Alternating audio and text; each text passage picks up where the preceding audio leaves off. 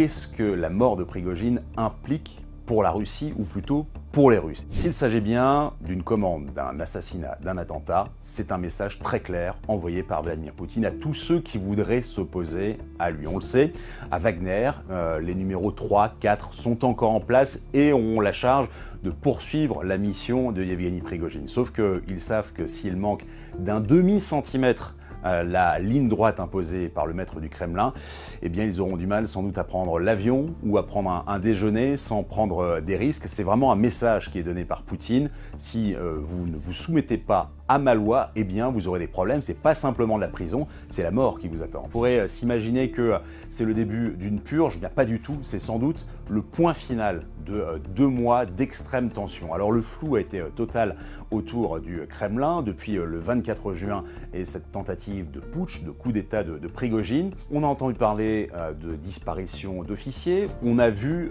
que des ONG eh bien, étaient totalement mises à mal, voire mises de côté. On pense notamment au comité Sakharov qui a cessé d'exister. Il y a eu des arrestations aussi dans les milieux associatifs et puis des purges qui ont commencé chez les officiers avec cette journée assez incroyable qui commence par l'annonce du limogeage du général Surovikin qui s'occupait de l'armée de l'air et de l'espace et puis comme un fait exprès, la mort de Yevgeny Prigojine, mais aussi de son bras droit, alors même, et ça c'est incroyable, que Vladimir Poutine était en train de célébrer l'héroïsme absolu et le patriotisme des Russes, des Soviétiques, il y a 80 ans lors de la bataille de Koursk. Pour les Ukrainiens, cette mort de Prigojine est un épiphénomène. Allez, elle va arracher un demi-sourire parce qu'on est en plus en pleine journée de célébration du jour du drapeau et de la journée de l'indépendance. Mais sur le terrain, ça ne change absolument rien. Pourquoi? Parce que Wagner a déjà déserté le terrain, ils sont spécialisés dans les actions offensives, mais pour la défense du front russe, eh bien c'est l'armée régulière qui est en place. Les Ukrainiens,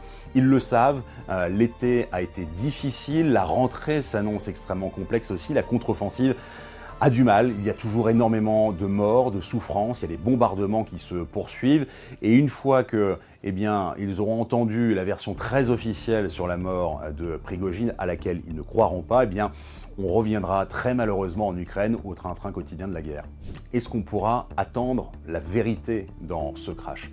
On peut le dire absolument pas parce qu'on n'est absolument pas obligé de croire à ce que disent les Russes. Il y a une tactique qui est assez habituelle, c'est lorsque vous avez un accident bête qui paraît tout à fait étrange aux Occidentaux, on laisse le flou et ça fait partie de la politique de la terreur de Vladimir Poutine.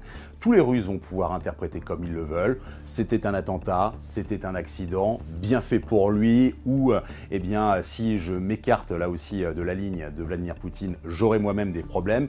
Évidemment, il y a une enquête qui a été lancée par, je dirais, le parquet général de la Russie, mais on peut déjà le dire, le communiqué, il a quasiment déjà été écrit et la violation des règles de transport aérien va être manifeste et donc évidemment qu'une batterie de missiles sol-air était obligée d'intervenir face à cet avion qui était en pleine volation.